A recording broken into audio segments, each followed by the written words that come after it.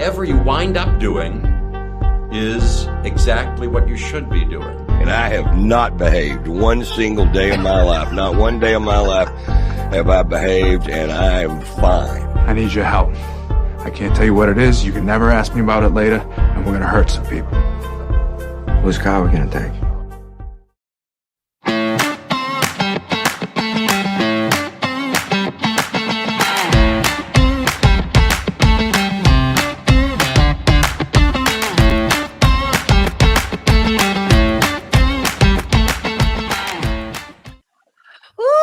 Hello and welcome to the Nikki Medoro Show live on YouTube on this very, very windy Tuesday. Live on YouTube starting at noon or anytime you want. So maybe the wind's dying down for some of you if you're watching the replay. But yeah, I'm already seeing people in the comments. So I was on the phone trying to set up an interview for today. We're going to talk about the California Appeals Court ruling regarding ride-share companies. I want to get into that. I want to talk to you guys about it tomorrow.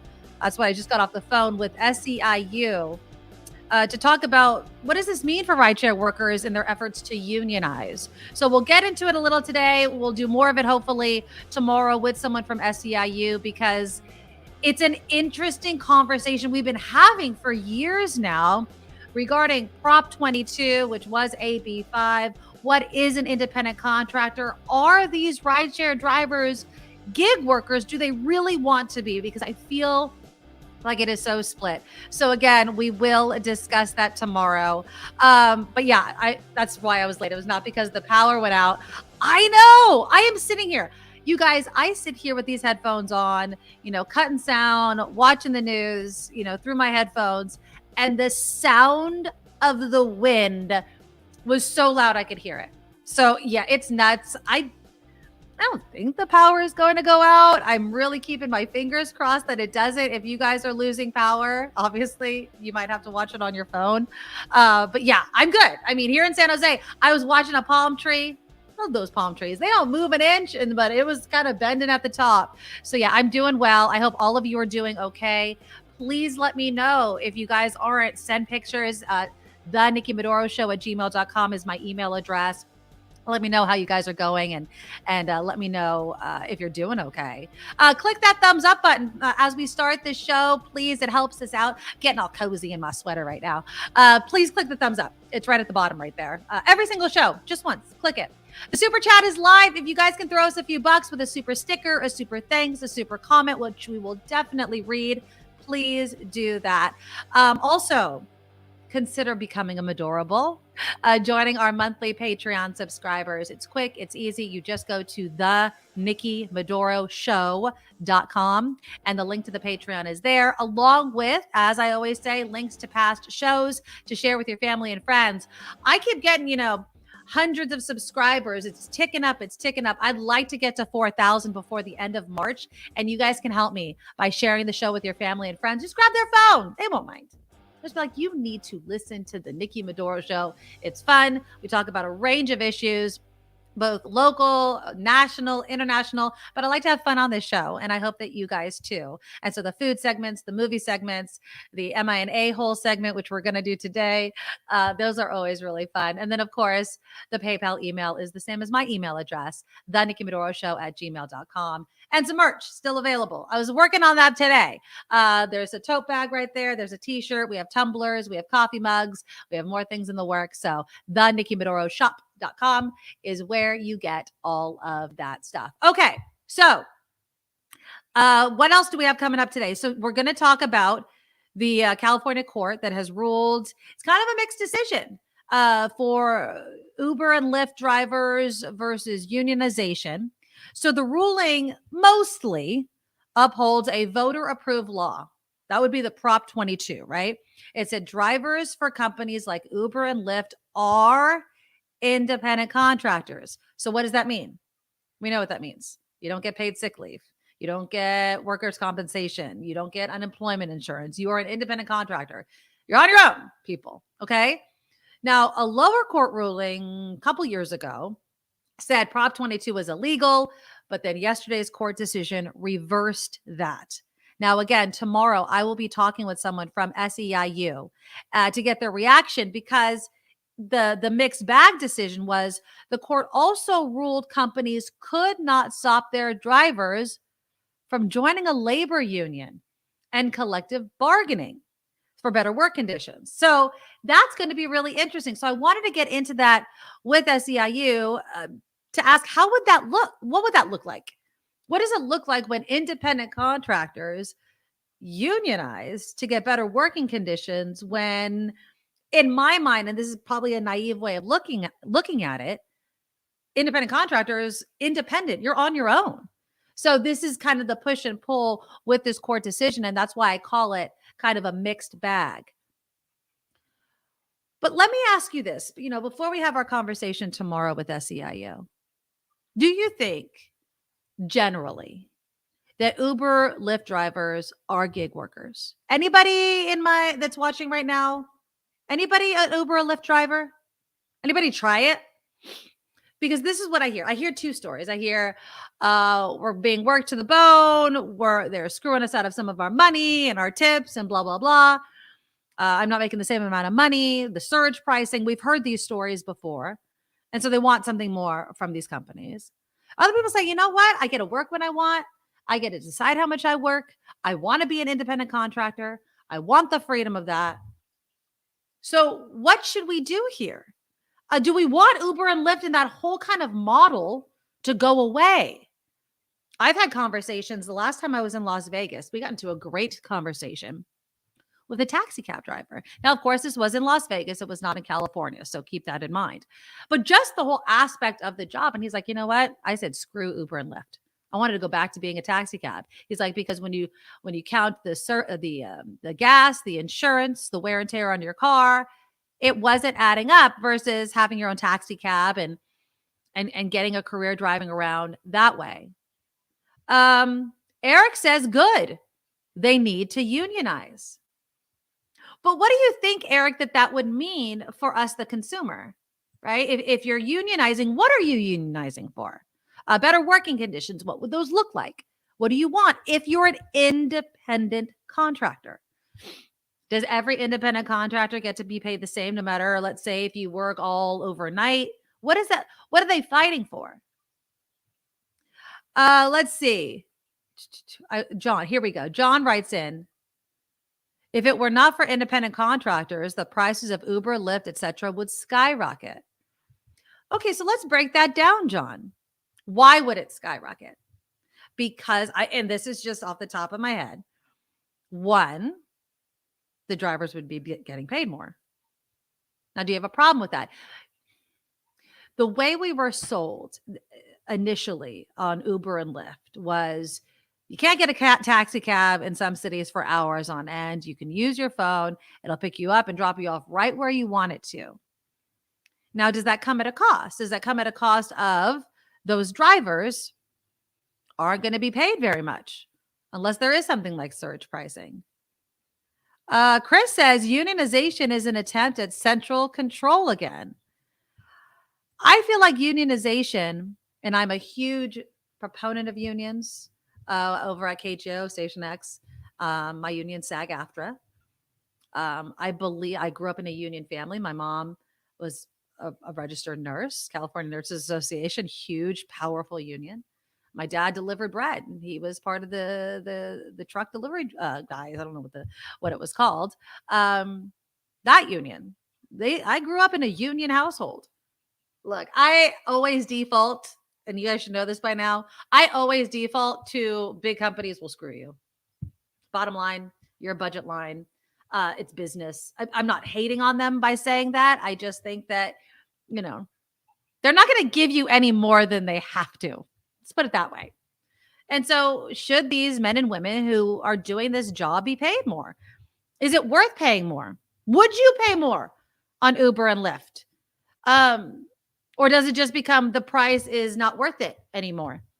But then what would you go back to? I do like the model of Uber and Lyft. I like the fact, because believe me, I remember when it was only taxis. I like the fact that I could pick up my damn phone. Be like, doot, doot, doot, watch the car on my phone, pull up right then and there, take me where I'm going to go. The analogy I always use is a personal story. We were in Tahoe. This was years ago.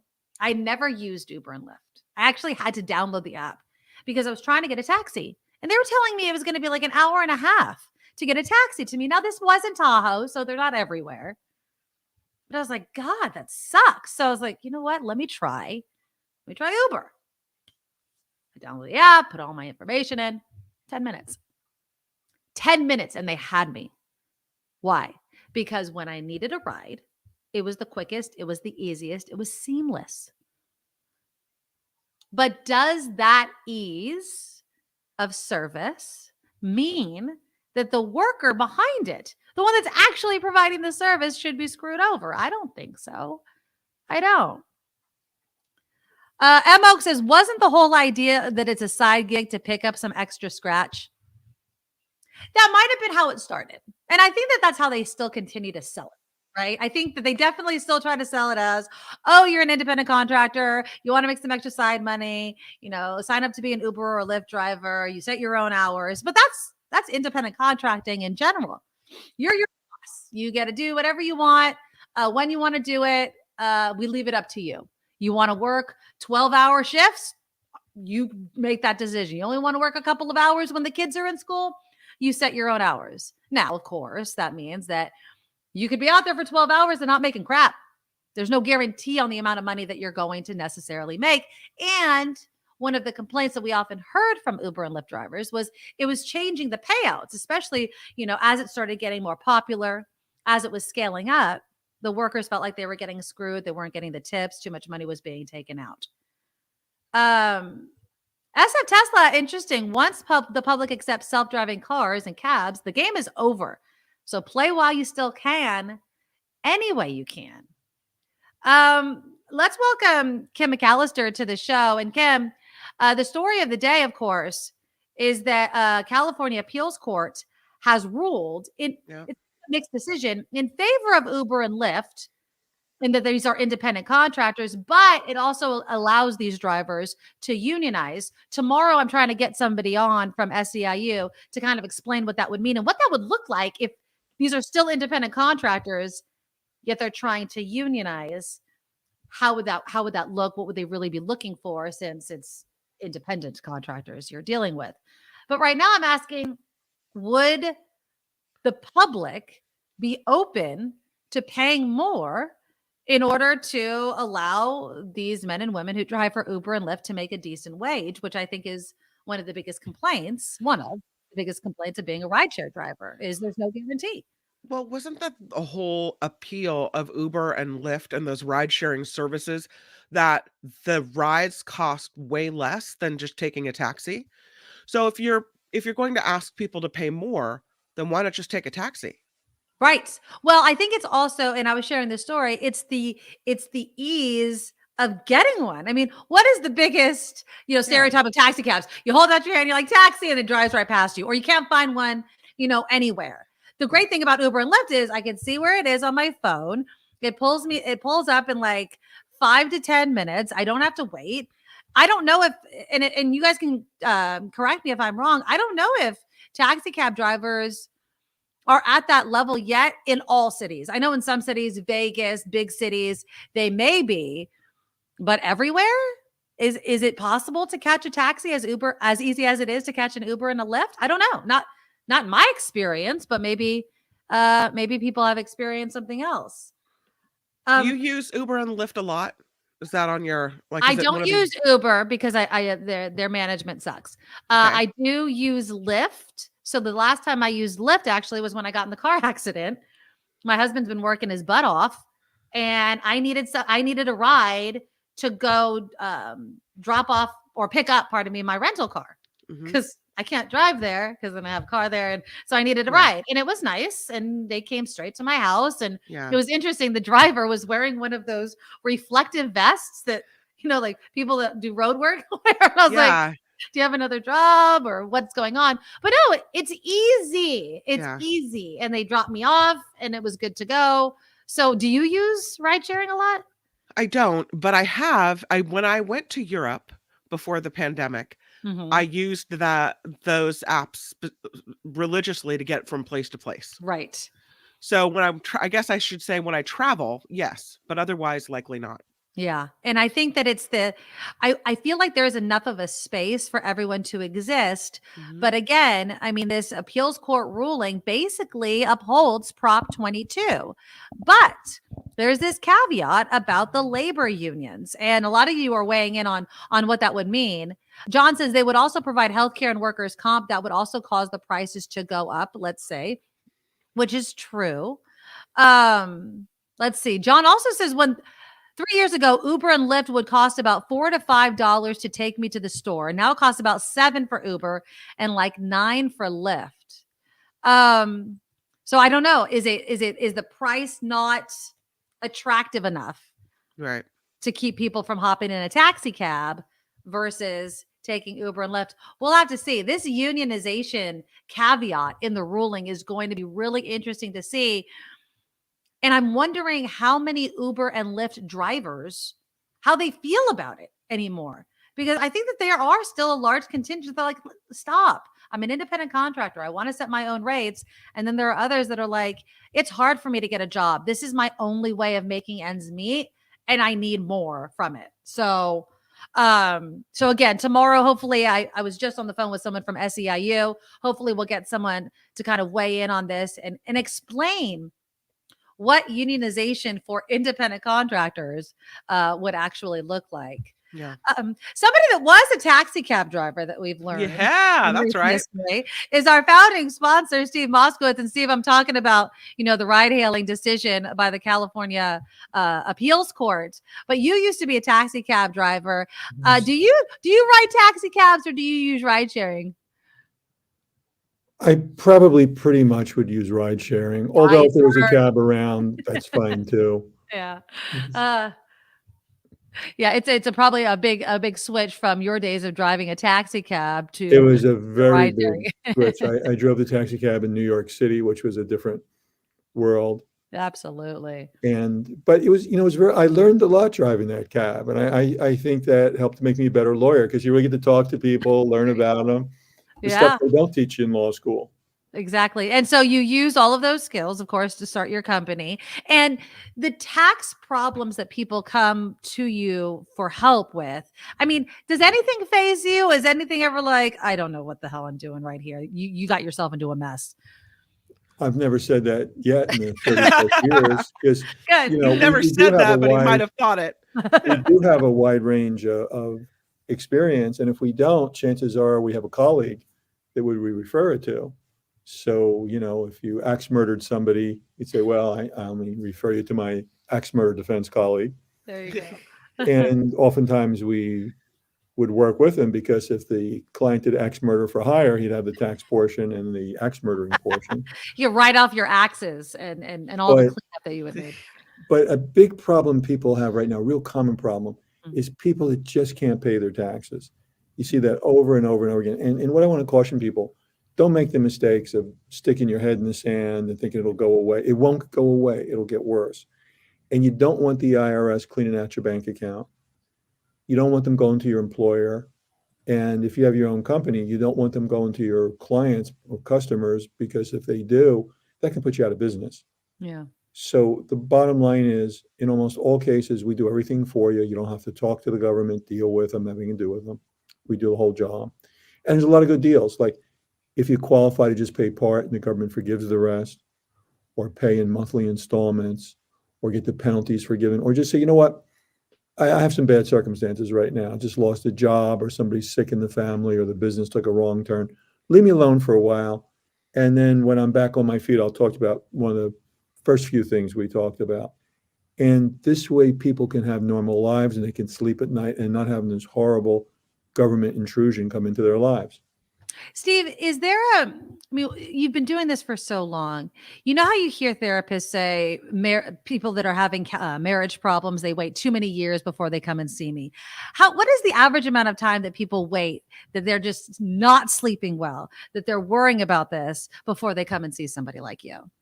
Usually it's not so much how long did it take. It's usually when the government does something to them. Yeah, that's A true. very common situation is somebody just ignores it, and then the government wipes out their bank account or goes to a client. And again, if you're in business and the government goes to your clients and says, don't pay you, pay them, Oof. that in and of itself can put you out of business. Now people have lost confidence with you. They don't want to know you. They think, you're going to be going out. You lose the business. That's a real bad one. So usually, again, I would hope that people don't think about going to a doctor. Mhm. It's so much better to go to the doctor while you can still walk into the office as opposed to being carried in on a stretcher. The doctor will see you either way, Yeah. but you're so much better off if you walk in before something really bad happens to you. And that's true with taxes too.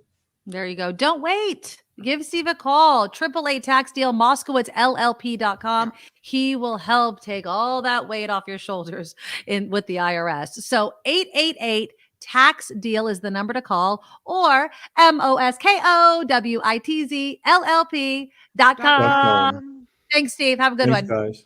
Bye. Yeah. So give him a call.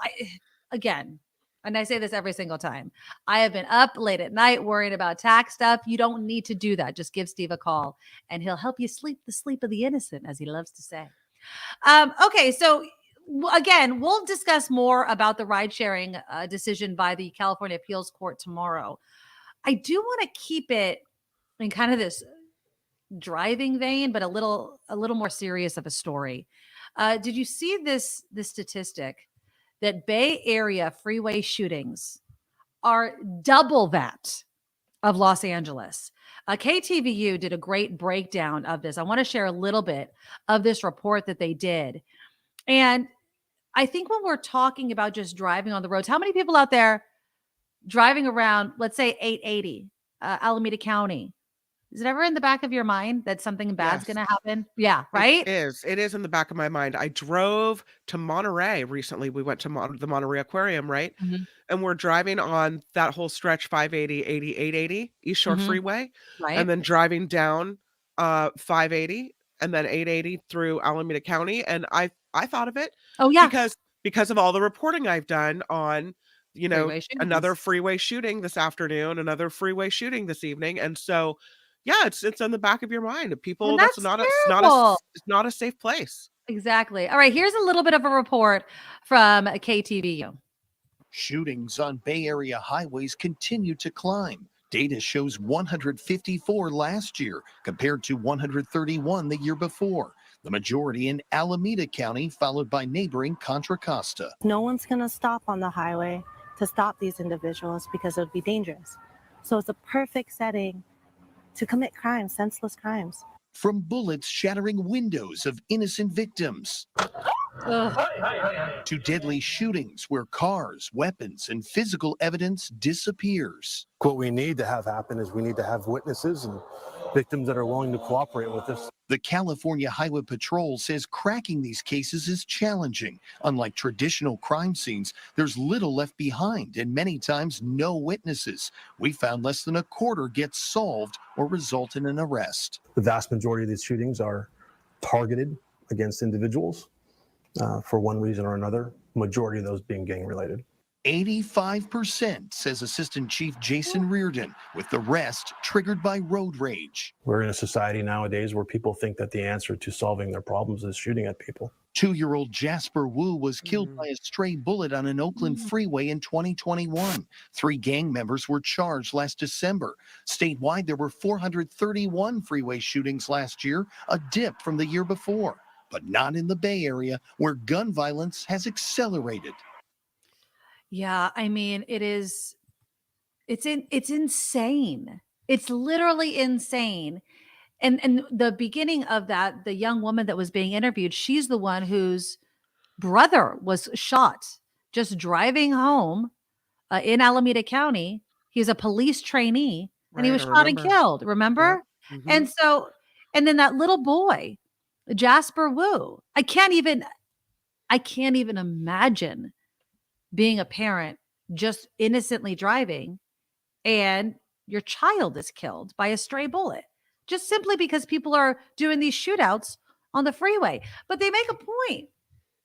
I mean, it is to lack of a better word, great place to commit these sort of crimes because everyone's driving. No one's going to stop. Evidence is going to get lost. Even, just the chain of command with evidence. How can you prove that that was the bullet from that shooting and not that other shooting, right? It's frightening. And that is why a lot of people are upset at the new Alameda County DA. Did you see this? The Alameda County DA is directing staff to seek lower prison sentences and probations for certain crimes. Now, her name is Pamela Price, and she's directed her prosecutors to seek the minimum prescribed sentences for people accused of crimes and to offer probation whenever possible. And the reason why I bring this up is that could actually impact the case against those gang members who shot that little boy, Jasper Wu. ABC7 had this exclusive with the family, the parents of Jasper Wu. Here's how they're reacting to the possibility that the prison sentence, the punishment, could be reduced. After meeting with the Alameda County District Attorney's Office this week, they became aware of new guidelines which could drastically reduce sentencing for those arrested in the case. If that happens, if the new DA, that's the direction that she goes, lowering the sentencing, what kind of message we're sending to the public? I obtained this internal memo, which indicates Price's intention to bring balance back to sentencing and reduce recidivism by not allowing prosecutors to file or require defendants plead to sentencing enhancements. This includes for gang activity or gun possession. Anthony Brass is a criminal defense attorney and explained why enhancements matter. An enhancement adds time to a sentence. If I rob someone, that carries a certain penalty. But if I rob someone with a gun, it adds an additional 10, 20 years to the experience. According to Brass, a gun enhancement where someone is hit and killed could add the possibility of life behind bars. She doesn't believe second chance. She doesn't believe by lowering the sentence will somehow prevent them from doing this again. And I think that's the point, right? It's what is a deterrent for criminals like this? And I understand that there needs to be criminal justice reform. I understand that, certain people are either profiled or get arrested in higher numbers than others who commit the same type of crimes. I understand there are problems within our criminal justice system. What I don't understand is if you are part of an established gang, if that has been proven, if you use a weapon, if an innocent person is killed, hell yeah, there should be those enhancements. One person was saying, well, a crime that you committed in your 20s and you get life without parole could be, cruel and unusual punishment. Do you Tell agree? it to Jasper Wu's family. Exactly. He doesn't get 20 years, right? He only got a handful. Here's a question for you. Did the DA say why she wants to keep people out of prison and reduce sentences or put people out on parole? Is it overcrowding in the prisons? What is she trying to do here? Well, she ran as a kind of a progressive, right? Where she wanted to, like the piece had mentioned, reduce recidivism. Now, again, this is just in draft form. I want to make this also abundantly clear that they got this memo, ABC7 got this memo and was kind of reacting to it with Wu's family because it could impact them. Sure. And it's kind of reducing those enhancements. This was also, by the way, something that was very similar to George Gascon. He had enacted a similar policy after taking office down in LA. Now, it's not exactly the same, but it's very similar. She says that she wants a fair and balanced administration of justice. She wants employees to have less discretion. This is Price, the DA Price, when making decisions on charging and plea bargaining in order to reduce people that go to prison. This is basically part of her overhaul of the criminal justice system. Again, I think it's kind of finding that sweet spot. Right. And I know that it's not an easy thing to do. It's not easy to reform a criminal justice system that, historically has been racist, has problems. You can't ignore the history of the criminal justice system simply because, but the problem I feel is it swings so far too quickly the other way. There has to be this slow rollout. And I know that we're talking about people's lives here, similar to, reducing the penalties for, let's say, marijuana use. And yet there are still people in prison because of it, right? People are losing years of their life, perhaps, while they wait for the slow rollout and the transition through this reform. But at the same time, it does seem there's not too many arguments that somebody that innocently kills a toddler on a freeway should have all of those enhancements put into their sentencing. I don't see why there's too much of a debate there. Not that her whole priority is to keep her job, but if it is, she should probably be a little careful and look towards San Francisco to see what voters want. And what voters don't want is a restructuring of the criminal justice system such that you get more crime, you get drugs on the streets, you get no one doing anything when your car is broken into. Yeah. You get no one doing anything when there's pot shots taken at people on the freeway. You saw in San Francisco the recall of the district attorney in favor of someone who's willing to hold people accountable. And I would argue that that would be the same situation in Alameda County. So be careful how far you go with this, lest you be the subject of a recall effort. Let me read a couple of comments before Kim's news. Eric writes in, lengthy sentences are not a deterrent. When you don't care about your own life, it's not going to matter. Ricky Aubert brings up the overcrowding situation within our prisons, which is true. Again, I also, whenever we talk about prisons, it's the Department of Corrections and rehabilitation. That rehabilitation part needs to be improved dramatically.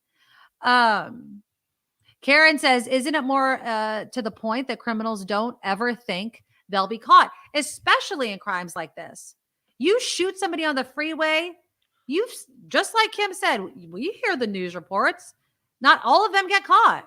Oakland Mayor Libby Schaaf, helped kind of promote the idea of putting those cameras and using the information from those cameras in real time in order to find those cars and track those cars and get those people arrested. Eric says, either way, studies have shown prison as a deterrent is not effective. But John, I would say accurately points out prison keeps them off the streets, though. Yes.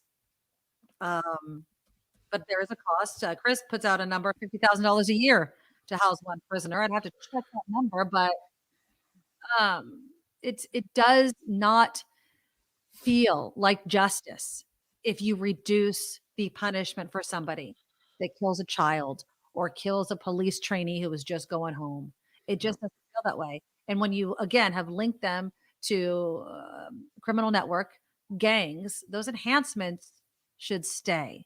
You want to start reducing our prison population, then, start releasing those for true nonviolent crimes, though. True. Because remember, we talked a couple of weeks ago, domestic violence, not considered a violent crime, which is ridiculous. But so we'll see what the actual results of this memo is. We have to keep people safe. There has to be consequences. If there's not, we're just going to see more of this every single day, and which is what we are. The Bay Area has surpassed LA, which was, I think, known as the road rage capital. The Bay Area has beaten them, and that's not a designation that we actually want. No, we don't. Okay, so we're going to do Kim's news. We're going to continue to compare things for the entire state of California to states like Florida and Texas. The SAC-B did a great job of ranking how California compares in taxes to states like Florida and Texas.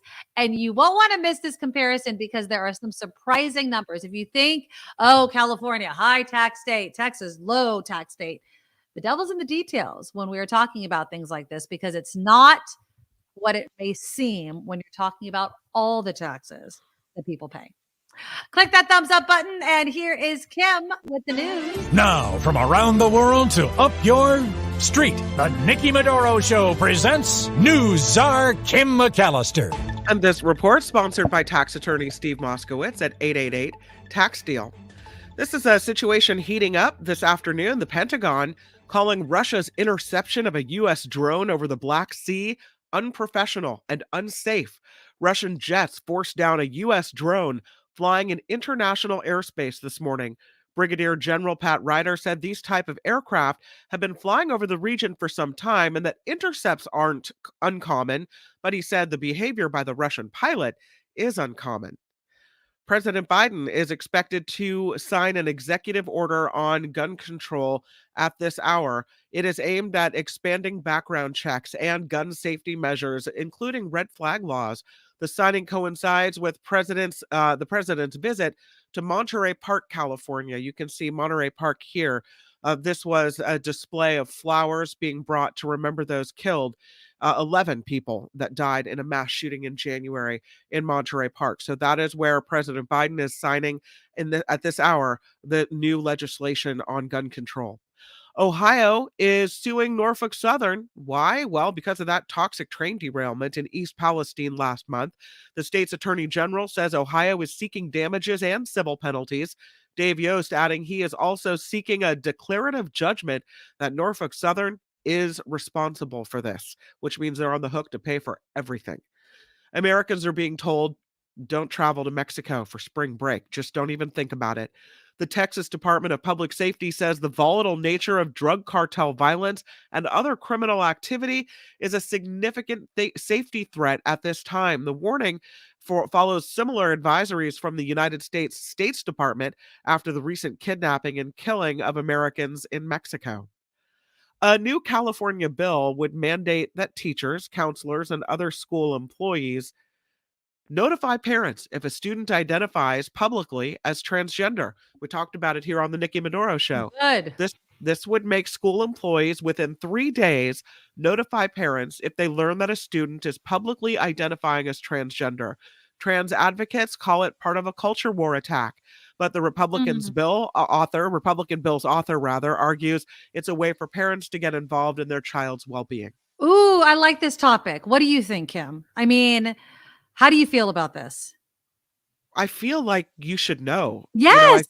I feel like you should know. You should notice a change in the appearance, a change in apparel, a change in everything. I don't necessarily know that it's the school has to notify you, but I'm not. So you're saying the parents should already know. Yeah, you should be. But if they don't, with should your the kids school to know. I feel like a kid should have the freedom, if they don't have the freedom at home, to go to school and be who they want to be. And So so you if they don't have, think the school if should they're help? in an oppressive family situation, maybe, they're living in a situation where the parents are overly religious or very, evangelical or whatever, and God forbid you should be trans, and that's not acceptable here in this house or you'll be kicked out type of thing, that the only outlet that a kid would have that is truly transgender is at school, in the school setting. I know you feel like parents should be notified. I don't necessarily know that that's the right thing to do in all cases, and I think it's up to parents to know their children well enough and to have that open relationship with their kids that they don't have to ask the school. Interesting. So this is why I say I want parents to know. Now, I agree completely, right, with what you're saying about what if they live in this oppressive, abusive household where if the parents fight out, the kids, safety could be put in danger. But what about all those homes that are not? What about all those homes that are like, wait a minute, you know that my child is going through something, right? Like if my child, I think it's a big deal.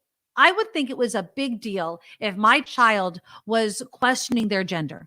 I would want to know if there was a conversation happening at school with something that could be monumental. Now, if the kid is in an abusive household in which if this information came out, they might be abused, I think the school should also know that.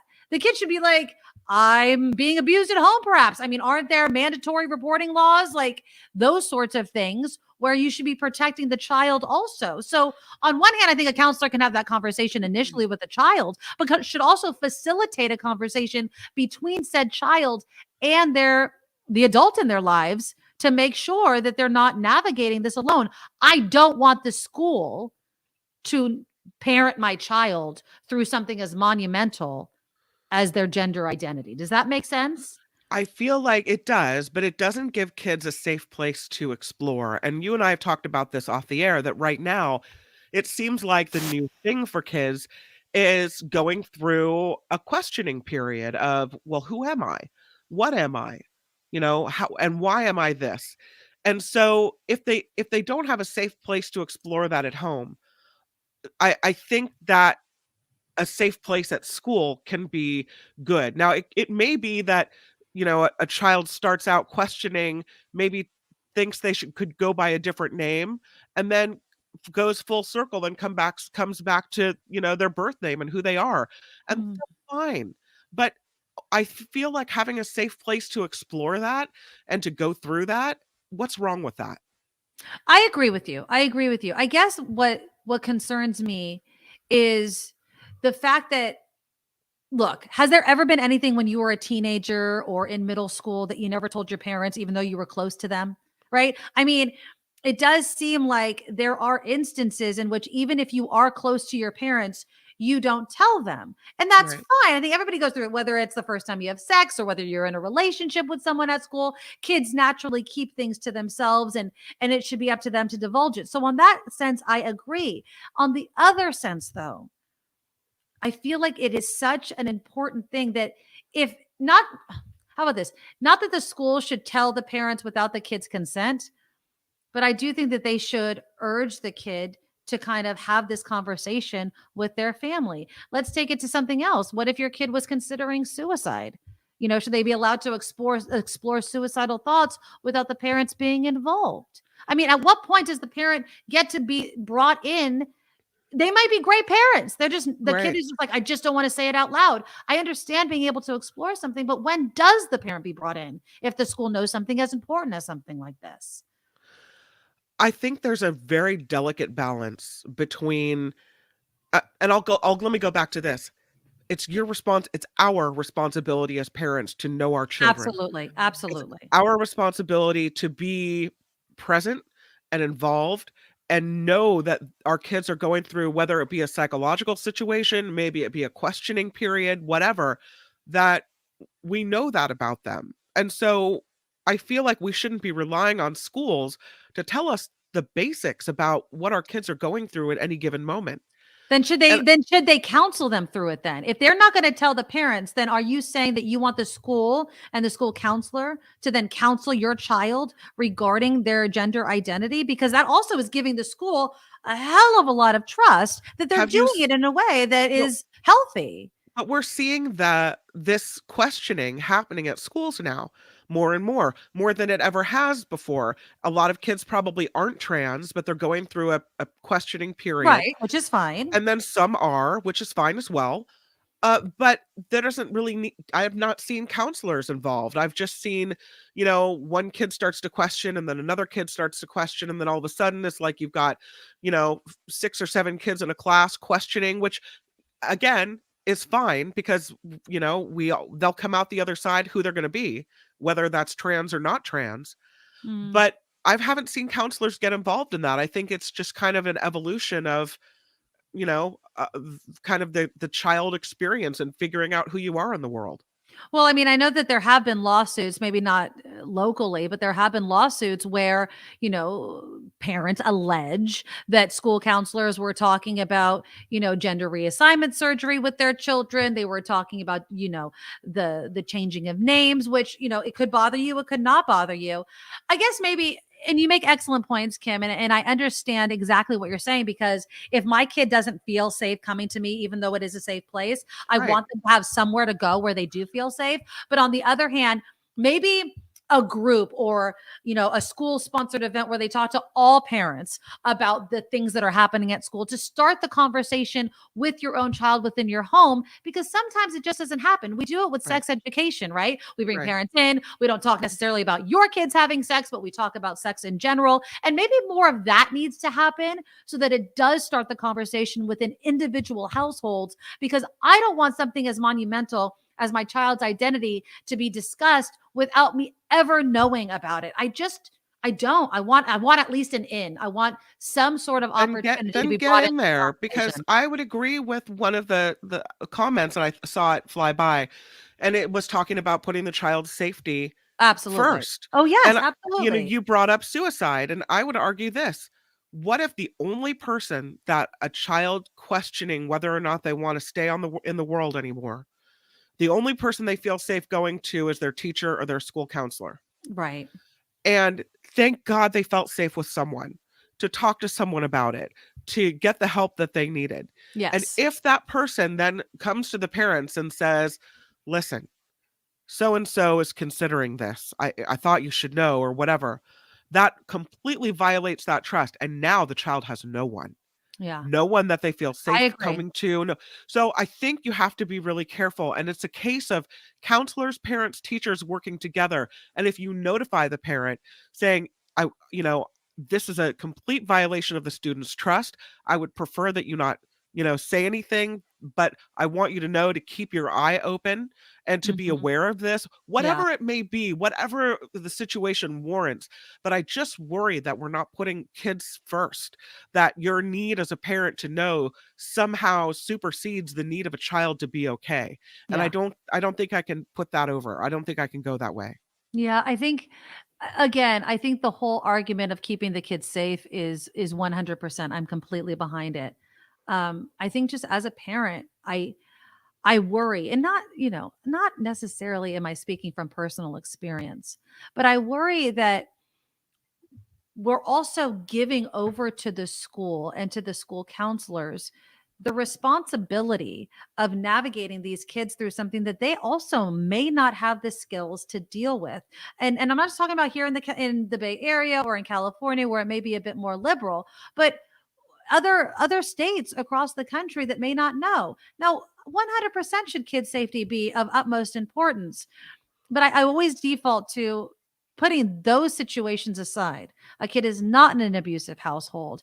How do we educate parents who still might be in the dark? You know what? I will accept my kid, whether they're whatever gender or whatever sexual orientation. But how do we open that door more to those parents so that they understand? I guess that's what I'm saying. And it's a missed opportunity to allow supportive parents to show their children that they are supportive if they're not even brought into the conversation. And that's the other thing that I'm talking about. Of Right. course, if it's an abusive or if there's any sort of opportunity where the kid's life would be harmed or that they would harm themselves if it came out, of course, then it should be kept. But how also do we incorporate parents who need to learn that in 2023, this conversation needs to happen and they have no opportunity to be there as another person of support? That's my Well, I concern. would argue that that's the parents' fault for not listening, for not watching what's happening, for not being involved enough in their child's life, for Right. not listening in the car to what the kids are saying in the back seat. Someone calls your kid by a different name, you should kind of pick up on that. There are a million clues that you could be picking up on. And if your head is not in the game, as just the parent game, then you're going to miss out on it. And so I got to put the kids first. Absolutely. Yeah, I know. Yeah, I hear you. Okay. We can continue the conversation another Yeah. time. But yeah, I get it. Okay, SpaceX preparing to send more supplies to the International Space Station, a Dragon spacecraft scheduled to launch from Florida's Kennedy Space Center tonight with thousands of pounds of food and equipment. The launch window will open at 8:30 tonight. If successful, it will mark the agency's 13th launch from the Space Coast in 10 weeks. And here's a story for you in case you're missing out on Lindsay Lohan and what she's been up to. She's expecting her first baby with husband Bader Shemus, the Mean Oh, Girls she star, looks good. announcing. Yeah, she's announced the news on her Instagram page with a picture of a baby bodysuit and the words coming soon. Lohan and Shemus, who are both 36, secretly married in July of 2022. And again, now they're starting their family. I think that she lives in Dubai now, or she was Oh. there. They might have met. I don't know if she still was there. I know she was doing some sort of she was going to do or started recording or taping a reality TV show. And I want to say it was in Dubai. There was something like that. But I'm so happy to see that she seems to have turned her life around because it was on fire there for It was rocky road there for her yeah, for a it while. was. Yeah, Absolutely. absolutely. Yeah, she says we are blessed and excited. So good Oh, for them. congratulations. Yeah. This report sponsored by tax attorney Steve Moskowitz. For more than 30 years, Steve has put his tax knowledge to work for individuals and for businesses. If you need help with your taxes, 888 Tax Deal, MoskowitzLLP.com. I'm Kim McAllister on The Nikki Medoro Show. Thank you, Kim. Thank you. Yeah, I could talk about, the whole school notification thing till I'm blue in the face, honestly. And I do agree with Kim. I think just to put another fine point on it, because everyone is correct in the comments, and Kim's point about being aware of what's going on with your kids is 100% correct. I think the thing that always pops up in the back of my mind, even though I 100% agree about it, is those tragic stories where parents are like, I never saw it coming. I never saw this. I talk to my kids all the time, whether it's teenage pregnancy, whether it's suicide, whether it's whatever. I mean, you could talk to your kids all of the time. I feel like I ask my kids all of the time what's going on in their lives. I start these sort of conversations, and nothing's 100%. And that's why I bring up the open household, the close family, because we also know those stories exist as well. And that was mainly my point. But I really totally understand. And I want to 100% say that, yes, we need to protect the kids. And look who's here. Andreas, we are so happy to see you in the comments in our community.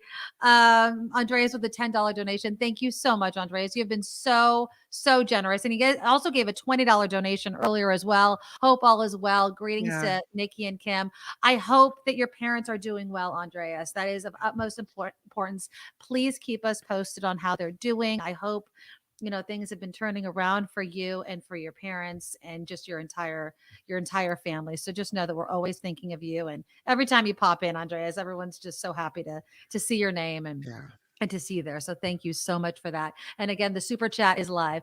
Hello to my daughter, Marley, who is still sick, but you can go back. Hi, Marley. What's up, girlfriend?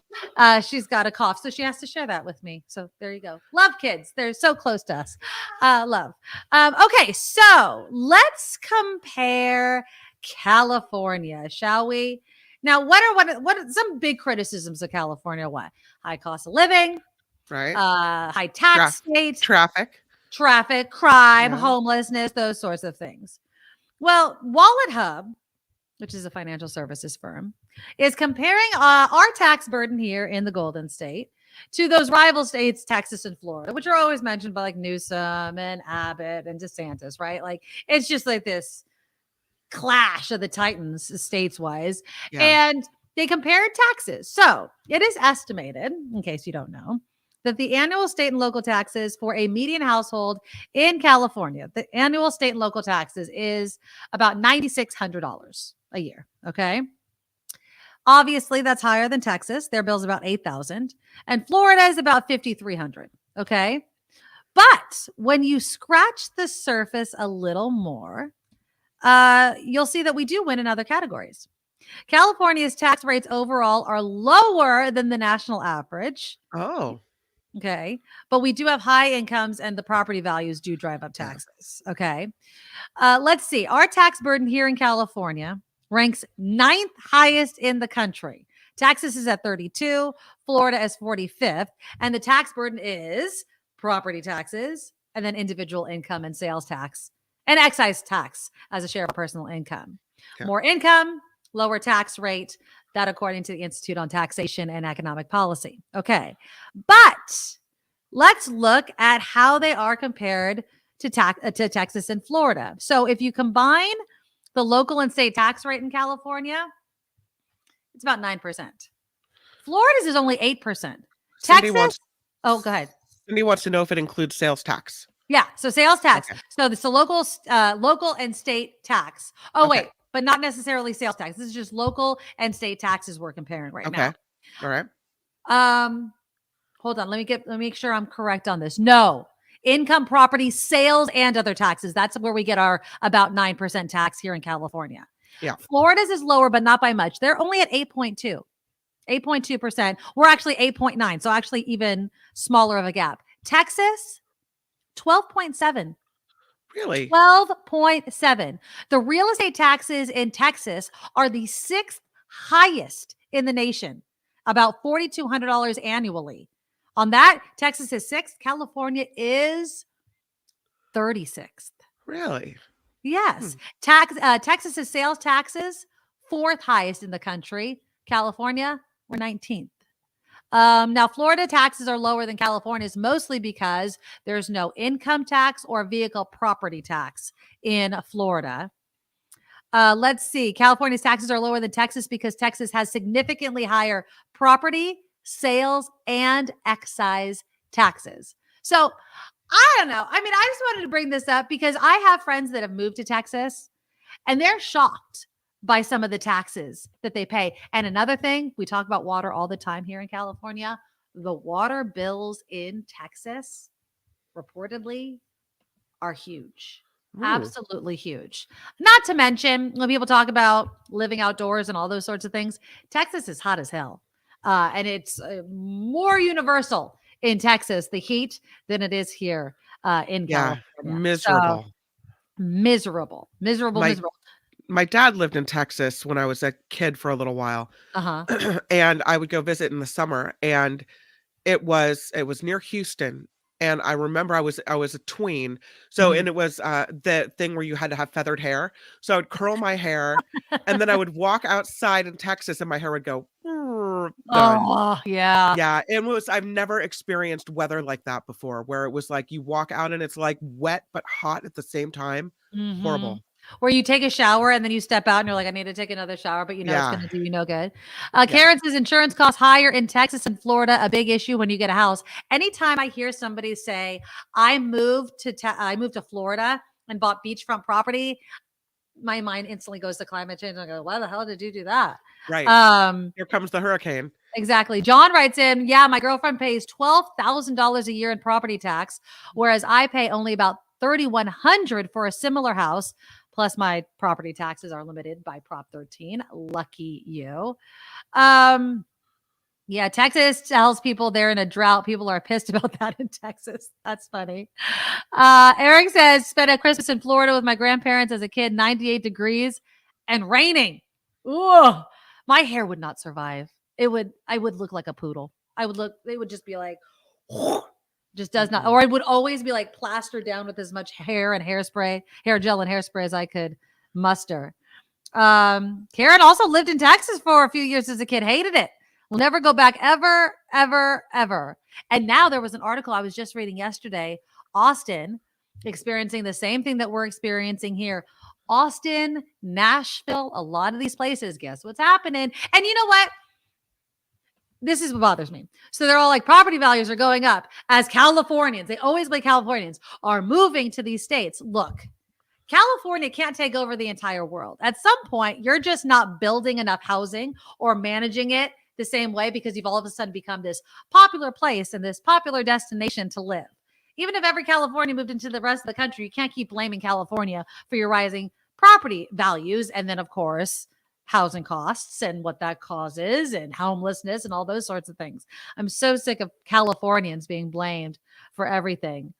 Lived in Florida as well for a year. It was okay, but it was so humid if you're not near the trade winds. I have a sister that lives in Florida. She lives in Castleberry.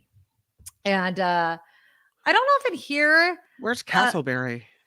I want to say, and I could be completely wrong. I want to say it's in Florida? Northwest. Yeah, it's in Florida. Okay. I want to say it's like in the Northwest. It's not, on that, what do they call that? The panhandle part, right? Right. I think it's kind of up and to the west. I could be wrong. Because she does get some of the crazy winds and everything when they have, the hurricanes or whatever, but not so much though that it's terrible. I could be wrong though. I should just probably look it up. Castleberry, Casselberry, I think. But yeah, so she's lived in Florida forever. She lived near Orlando. She's always lived in Florida. She lived in New York when she was born, but she loves it. If there's anyone I've ever known that loves cruising, it's my sister Sandy. She just loves it. Takes so many cruises because she's in Florida and it's easy peasy to do something like that. So, but I would never live there. John says Austin is as hot as here in East Contra Costa County, but it's a dry heat here and humider. I think that's right. More humid. And also more humid. There you go. But not as humid as Houston. I don't like humidity. I do not like humidity. Here's Castleberry. You ready for this? Yeah. Okay. Let's see. Am I right? Picture on the map. Oh no, I was totally wrong. So it's so it's on the west side. Okay. Or the east side. Pardon me. All right. I was totally wrong. I don't know. But there it is. Castleberry. She lives there. Her power goes out. I'm not quite sure if she floods. I know she lives in a condo. She's on the second floor. But yeah, she loves Florida. She's lived there forever. You couldn't pay me to move to Florida. No. I just no thank you. No thank you whatsoever. All right, speaking of where we're spending our money, a little bit of a lighter story. So there's this Scottish lottery winner by the name of Colin Weir. He made history as one of the biggest lottery winners in the UK. He won $50 million in dollars. He won $50 million. Okay. And he blew through it in how long? How long do you think it took him to blow through 50 mil? $50 million. $50 million. Any takers? How long would it take you to blow? I would never blow through $50 million. No. I No, would we set think that, myself- right? No, I would definitely set million. myself up to never have to worry about money again. I could 50 live within my means enough where 50 million is good. How Joe fast Box could you says blow 5 through? years. Nope, not 5 years. A little bit longer. 3. A little bit longer. Longer? A Okay. little bit longer. Yeah, that 7? guy did need stuff. Steve Moskowitz. Close. It took him 8 years, not 2 years, 8 years. Still, in 8 years, he blew through $50 million. They're saying he spent $131,000 per week after winning this insane lottery. On He's what? okay. Well, this is the funny part. So he's a former cameraman. He was married to a nurse. He Okay. bought a 55% share in Glasgow's Partick Thistle Football Club. He also bought a Bentley Arnage, a Jaguar, and a Mercedes-Benz E-Class estate. You Along think with 50 million, you could afford those fancy cars for a while. That's cool. He spent $6 million on a home and then spent millions more renovating it. He bought 3 prized racing thoroughbreds, including an Irish mare named If You Say Run. But then apparently they say the lottery curse reared its head when he divorced his wife of nearly 4 decades and she took much of his fortune. So Divorce is the culprit. yeah, exactly. But then he ended up spending an average, like I said, of $131,000 per week. But then sadly, he suffered kidney failure and sepsis at the age of 72 and died back in 2019. So how sad. He did not spend it on cocaine. I'm just saying, I'm telling you, the lottery curse is real. $131,000. And you know what? Curse me, baby. I'll see if I can break that. Oh no, don't say that. You just I'm knocking on all kinds of wood over here. No, I want to win the lottery so that I could see if it would happen. Why do all dumbasses win the lottery? Is it the dumbass before? Or is it the dumbass after? Do you become said dumbass after you win the lottery? I do not know. All right. Speaking of what you spend your money on. Oh, hold on. Okay, I'm going to do this story, and then we'll take a quick break for news. But I know we went long with the news, so we have time. Okay, so there's this dad. And he posted this thing on Reddit. And I love the Am I an A-hole stories. But this really, Kim, I'm interested on your take on this because you have 2 kids. Okay. Yeah. And this is an issue when you have multiple children. So this guy posts this Am I an A-hole question on Reddit. And I want you to tell me if he really is the a-hole or if kids should just not expect things, right? Like, should you always expect certain things simply because, let's say, your sibling got said thing? So he has a son. So this guy's in his 50s. He has a son who is now 26. Okay. And he sent the kid to college where he was supposed to be a computer science major. But after failing a bunch of classes, he changed his major to what the dad deemed less lucrative. So he asks Reddit, he's like, I didn't want to make the same mistake with my daughter. She also wants to do computer science. And last year, she got into a foreign university in the UK, which she says is like Stanford over here. Okay. It's like Stanford. Do you want to know what the college is that this dad had no idea? Cambridge. He didn't realize. How do you not know what Cambridge is? Okay. So at first we're like, he's getting vilified for not knowing what Cambridge is. Okay. So, and he had to do an edit afterwards. But okay, so just continue that he doesn't know what Cambridge is.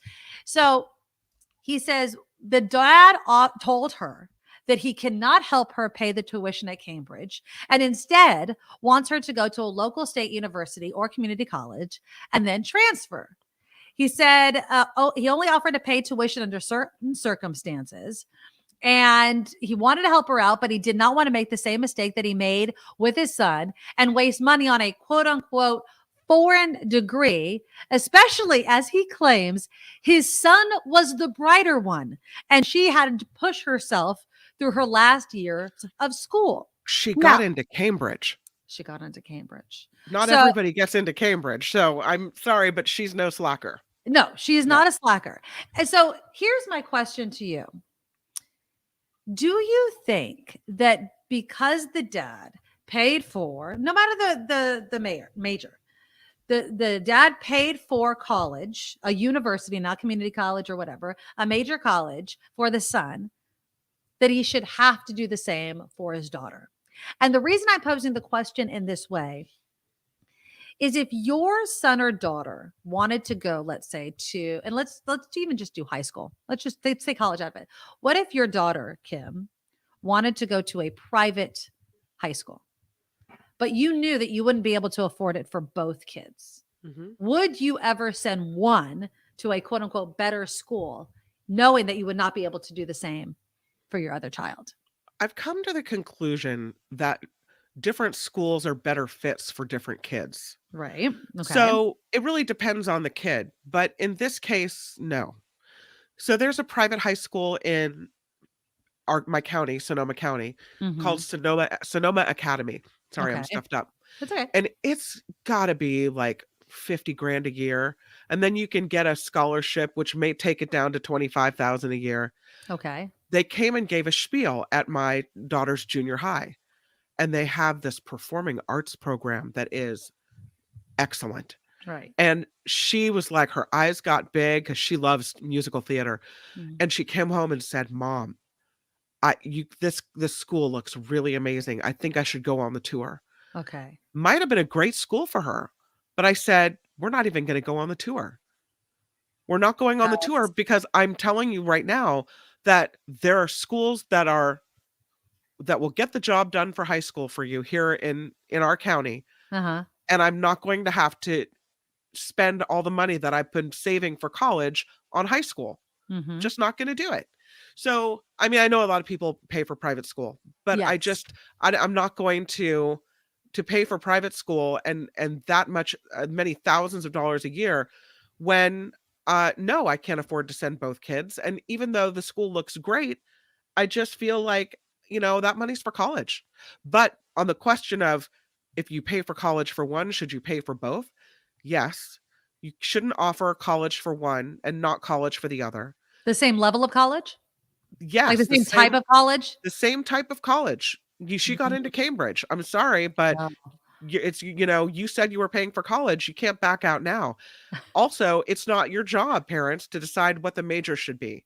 And if you're upset with the major, that's your problem, not your kid's problem. You're paying for college. You're not deciding what the rest of their life is going to look like. That's control issues. All right, you guys let me know in the comments. Another reason, and I'm going to just throw this in, is I was listening to my daughter's friends talking in the car, and they were talking about one of their friends possibly getting into a private high school. And one of her friends said, well, the parents can't afford to send both of them, so I doubt that she's going to be able to go there. And so that just really raised this question in my head of, like, if you can give one of your children this great opportunity, you can't do both, but you can give one. Should you, or should you just not give it to either of them? I don't know how I really feel about it, because it's kind of like, I agree with you, Kim. There's plenty of good public schools. Yes. Be engaged. You can pay for extracurriculars. So that's kind of where I stand. Right. But it is this interesting argument of, should one miss out simply because you can't afford both? So let me know in the comments. Okay, well, that's absolutely. Well, and listen, would I buy one new shoes and not the other? Yes. Is one's feet grows faster than the other, so there's a need there, right? One needs new shoes, the other has shoes that are perfectly fine and fit. That's different than what if Okay, let's go back to the schools. What if one kid really was more academic? Like, you know your children like you know your kids, right? And so Right. you know one kid is just going to excel at all of this extra stuff that this high school is going to give.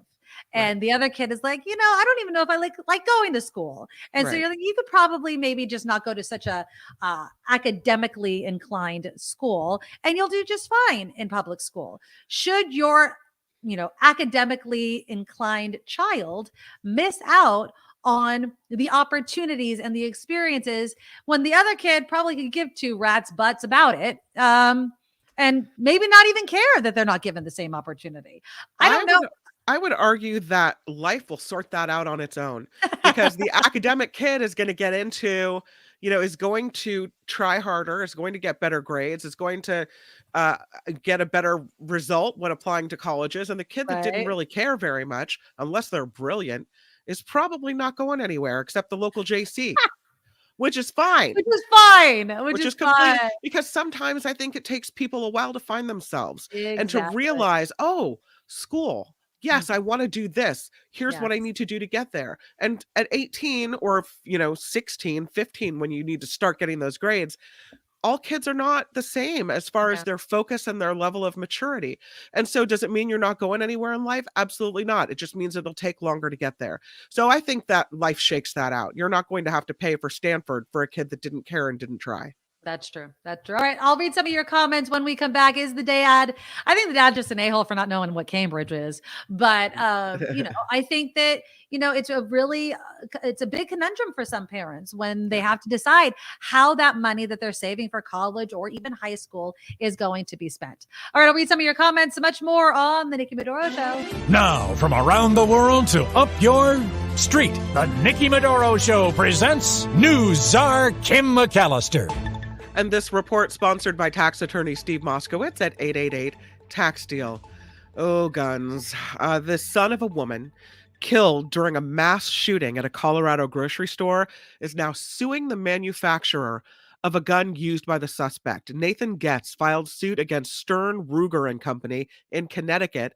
Getz is the son of Suzanne Fountain. She was one of 10 people killed in the 2021 shooting at the King Soopers location in Boulder. So it'll be interesting to see what happens with the victim's family suing the gun maker.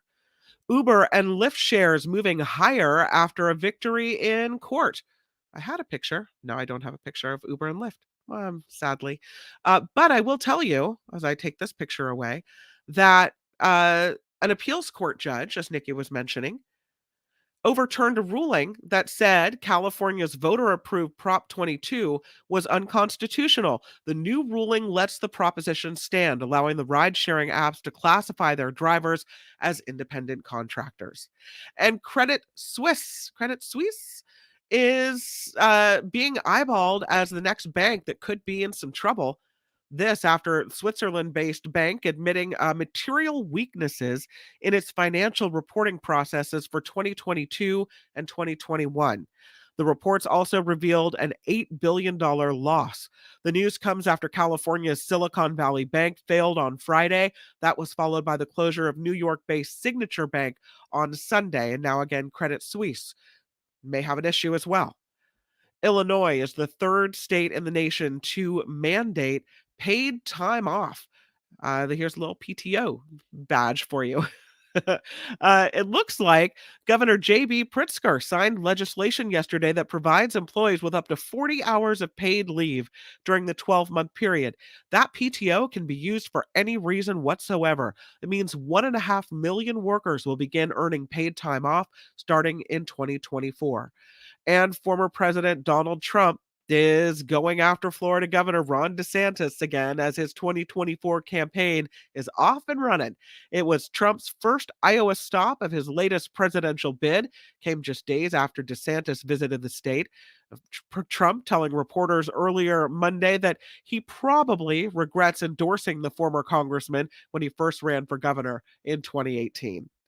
And there is a new Smithsonian exhibit that is about to shine a light on the night sky. The National Museum of Natural History and Culture will focus on why stars and cosmos are fading from view and how it's affecting the Earth's ecosystems and humanity. The exhibit set to include photos, objects from the museum's collection, and interactive displays as well. This report sponsored by tax attorney Steve Moskowitz. For more than 30 years, Steve has put his tax knowledge to work for individuals and for businesses. So if you need help with your taxes, it's Steve Moskowitz who can help you out. 888-TAX-DEAL and MoskowitzLLP.com. I'm Kim McAllister on The Nikki Medoro Show.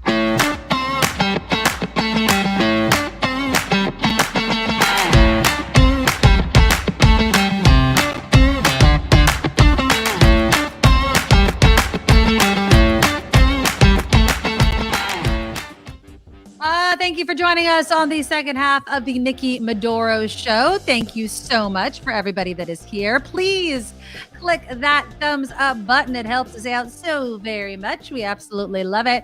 And of course, the super chat is also live. I do want to say thank you to Andreas, who has been so generous, and we're so happy to see your name up on this the screen and in the comments in our community.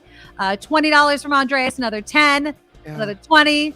Another 10. We love you. So nice. Thank you so much. Yeah, if you want to throw us a super sticker, a super chat, it goes into the coffers and keeps the show going, and we really do appreciate it as well.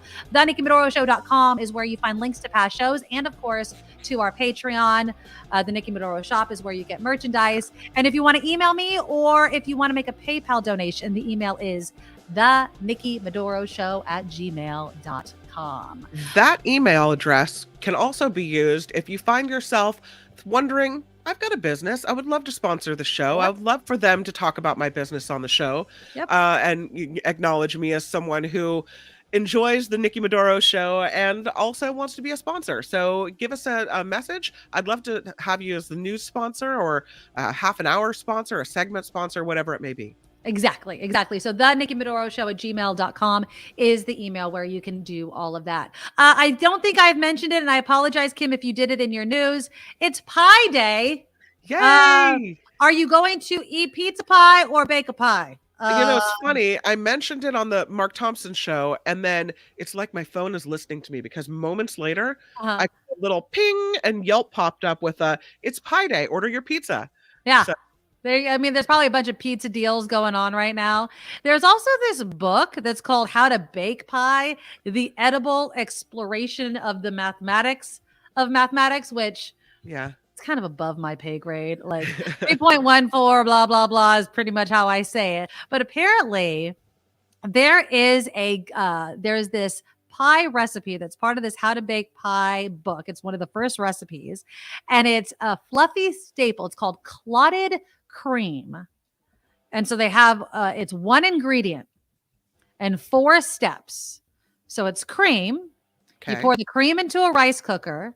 You leave it on the keep warm setting with the lid slightly open for about 8 hours. Then you cool it in the fridge for about 8 hours. You scoop the top part off, and that's the clotted cream. So there you go. What does that have to do with pie? I think you make it into a pie. I think that's like you make clotted cream, and then you can make it into a pie. I don't know, but it's in the How to Bake Pie. Clotted cream is a British thing, right? Yeah, it's like for tea time or something. I think you put it in there. Maybe you can make a whole damn pie out of it. So I'm not a pie from England eater. Is watching. They're laughing hysterically at us right now. They're cracking up. Yeah. How far can you go on the number pi? 3.14. I want to say 7. Nope. 1417. Nope. 3.14. One. You got one. Okay. 3.1417. No. 1417. I don't know. I'm done. See, there's no 7. There is not a 7 until like way down the line. It's 3.14159265358987. Yeah, I go 3.14 blah blah blah. Yeah. I can make the little sign though. Yeah, you can make the Look at me go. There you go. Kind of looks like a cursive R if you draw it that kind of weird way. But yeah. Pizza pie. People are saying. Yeah. I think we might have to have pizza, even though it's Taco very Tuesday. American. And we have the Petaluma Pie Company.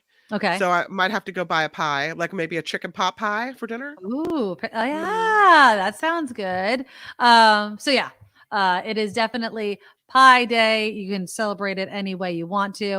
Let me read some of the comments before we go on. I just want to give Lori, and I know we've mentioned her kind of path of an education before. If you're just joining us, we were talking about the dad who didn't necessarily want to pay for his daughter's college education at a very esteemed college, as in Cambridge, because he didn't think it was going to be as lucrative as his son, who kind of dropped out and became a different type of major other than computer science. God, if my kid got into Cambridge, I would be God. like taking all kinds of extra jobs to try to figure that one out. Wow. Or, Yeah. honestly, and this is what I tell my kids, and that I'm a huge proponent of community college, especially because some of them are free now. I tell my kids, look, go for scholarships. Have some skin in the game. In high school, start writing a $5,000 scholarship here, $10,000 there, whatever, even $1,000. It adds up.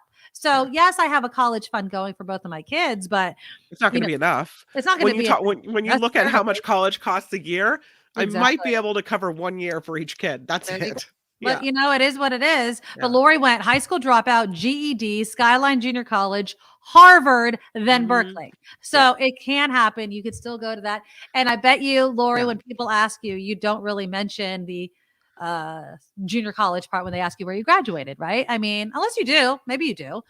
There's nothing wrong with it. I mentioned mine. I went high school, Chico, West Valley College, San Jose State. That was my path. I totally did it with multiple steps. And when people ask me where I graduated from, I say, go Spartans. I'm a San Jose State University graduate. Like it's funny. I was talking to someone the other day who was mentioning Harvard. And Lori, I don't mean this to you at all because we're talking about this. It's obviously applicable. But they know someone who went to Harvard and they worked for the person.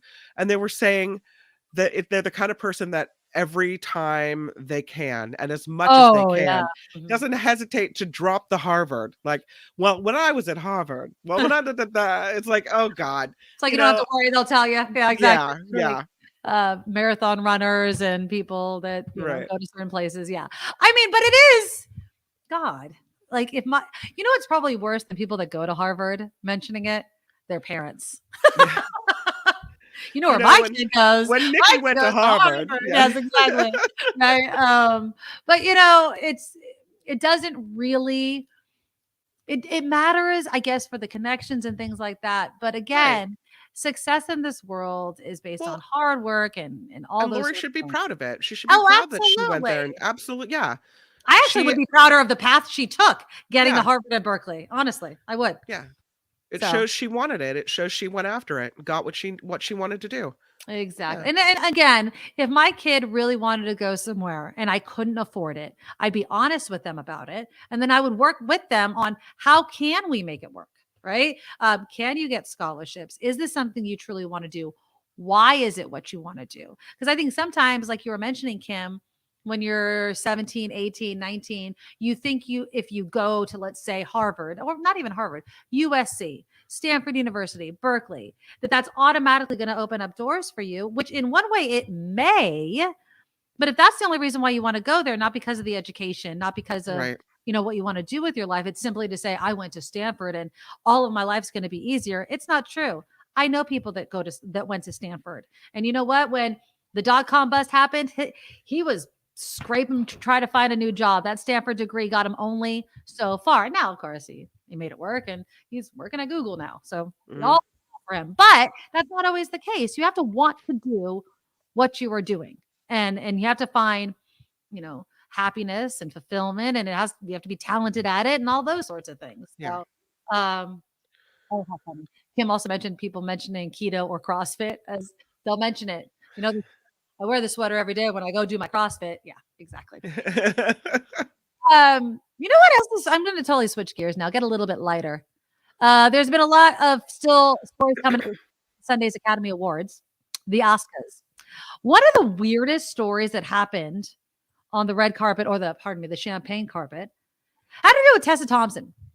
There she is. She's in Creed 3. She's been in a number of movies. She's just so, I love her. I really do. I enjoy her talent, as they say. She made quite the admission on the champagne carpet, and it all had to do not with pie, something that you can eat, but another food that she has never, ever had. I've never had a hamburger in my life. What? Huh? Are you veggie? No. Oh, what do you mean? I You eat just- other things. I've just never had a hamburger. How is that? How is I that don't possible know. in It's- this world? I don't know. You've never had a hamburger. It's the only thing extraordinary that I can still That's actually claim. a I had pretty- an egg recently, and I'd never had one of those. You're kidding. Yeah, I had one. Eggs are so cool. I don't think they're great. What? But they're so versatile. You can have scrambled egg, you can have a boiled That's egg. the problem with them. It's like pickle lane. But so the issue Do you like is- potatoes? Yeah, I love potatoes. Well, they're actually famously versatile too. So That what do you is think true. about That that? Are you is true. telling That is potatoes to stay in their lane? That is true. I don't think so. I don't think so. So yeah, she's never had a hamburger. Is there anything that most people have eaten that you have never had, Kim? She's kind of proud of it though. Her whole hamburger situation. It feels like she's proud It's of it. extraordinary. She calls it extraordinary. So yeah. Extraordinary. And so now she's never going to have one. Right? Oh, you Because think so? now it's like a claim to fame. Like now, why would you want to break your hamburger streak? Well, I'll tell you. Anti-hamburger streak. I don't know. I'll tell you this. I've said this before. I've never had a Big Mac, and there have been points where I'm like, just get one and know what the big deal is about, right? Right. But I think I'm like you. Just exactly what you said. I've never had one, so I'm just not going to have one. Yeah. No eggs, no burgers. She's a vegan. No, she says she's not a vegetarian or a vegan. She just hasn't. So But yeah, she that's did, weird. yeah. She tried an egg for the first time. She didn't really care for it. Eggs are okay. I don't eat a lot of eggs. Deviled eggs I can eat till the cows come home. I but- really like eggs. Yeah. Do you eat eggs a lot? I like if we're going to get a deli sandwich, I like the egg salad sandwich. Okay. Yeah, which is kind of like mashed up deviled eggs, right? Right. I love hard boiled eggs. Mm. I like scrambled eggs. What's your favorite? If you go to a restaurant and you ask for eggs, how do you ask for them?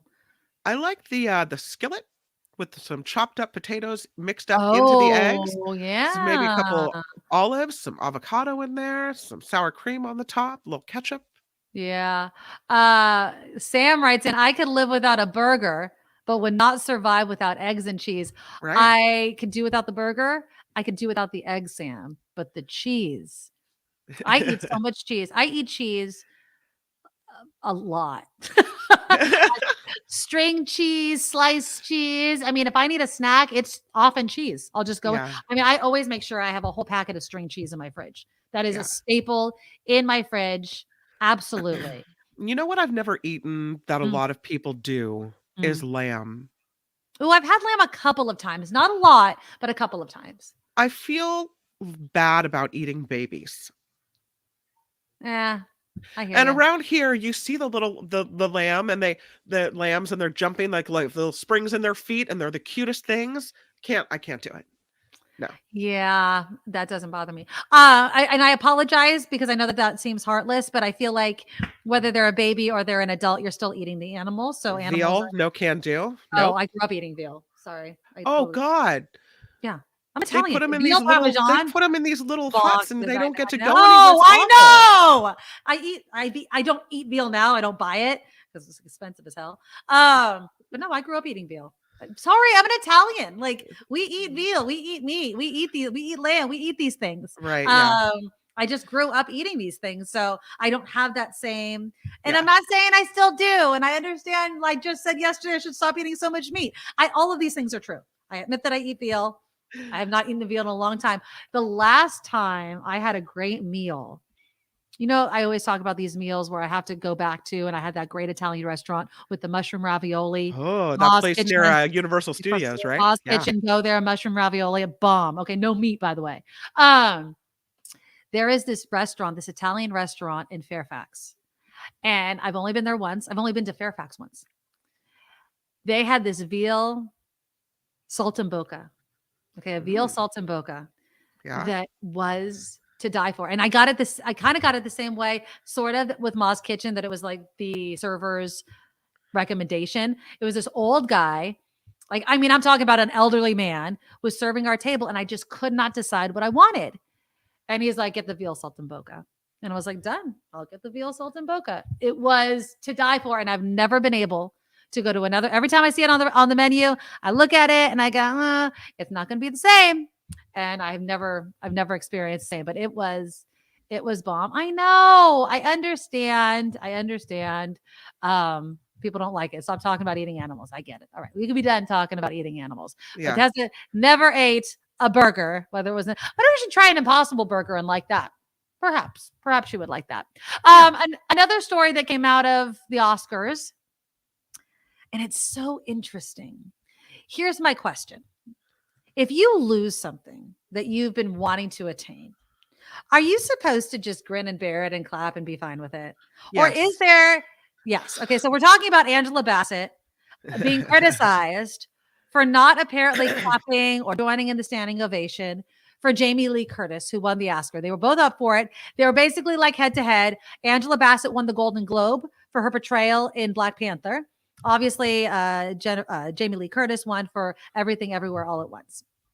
And so when Jamie Lee Curtis won, everyone stood up and Angela Bassett just kind of stood there with this kind of look on her face. And people are saying that she's being a sore loser because she didn't clap and she didn't do any of that. What do you think, Kim? Yeah. I think that you should muster up some applause and a fake smile. You put a smile on it, you act happy for the person, and you say, congratulations, job well done. Even if inside you're feeling, they should have picked me. I should have won that. I feel that a grave injustice in the world has been done. You still put on the brave face and you go out into the world and you say, congratulations. Part of being a good sport, good sportsmanship. You shake hands after the other team wins. Absolutely. I think that there should be, let me just say, some space to be human, to be go cry in your pillow. Be human at home. Wow. Yeah. Okay, well, let me flip it a little bit. I mean, don't be a poor sport. Does everybody have to stand up and clap for her, even if you don't agree with it? Like, you don't have to stand up, but you could, muster a few clappity clap claps and a smile, and off you go. Yeah. Karen says, be a good sport. Calvin says Angela's a sore loser, same age as Jamie. Okay, I don't know what the age has to do with it, but Karen also says, I think the Academy realizes it's to a great degree a popularity contest. And Calvin doesn't think that the Wakanda queen role was that big of a deal. It's a nothing burger to bring back the burgers. I don't know. On one hand, I agree. Like, just clap. How hard is it to just clap? On the other hand, what if you really felt like you were shortchanged or that you really deserved it? I mean, would argue it's the why same. Why can't you just be a human and be like, I'm so disappointed? Like, why do I have to pretend? Who am I pretending for? I'm disappointed. What if you felt that your team should have won and there were bad referee calls? Do you not then go through the line at the end of the Little League game and shake the other team's hand? True. I just feel like, whether you think your team should have won or you should have won or whatever, there's the way to act in the world. It's don't be a poor sport. Don't be an a-hole. Right. And so you think she was being a complete a-hole by not clapping or standing Don't sour someone else's moment. They're saying she had a sour look on her face. I don't know if it was that bad. I don't think it was that bad. I think she just kind of maintained the same kind of face. Like, it kind of looked like she raised her eyebrows when they announced Jamie Lee Curtis's name. And then, of course, she just kind of stood there. Now, Bassett made history as the first actor to be nominated for an Oscar from a Marvel film. Again, she did win the Golden Globe.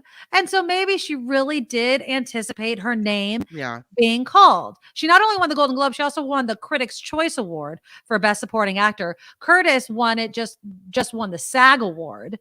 So, maybe she thought the tide was more on her side than Jamie Lee Curtis. I don't know. Are we allowed to show the picture? Sure. Okay. I'll show that. I'll show it to you. Hold on.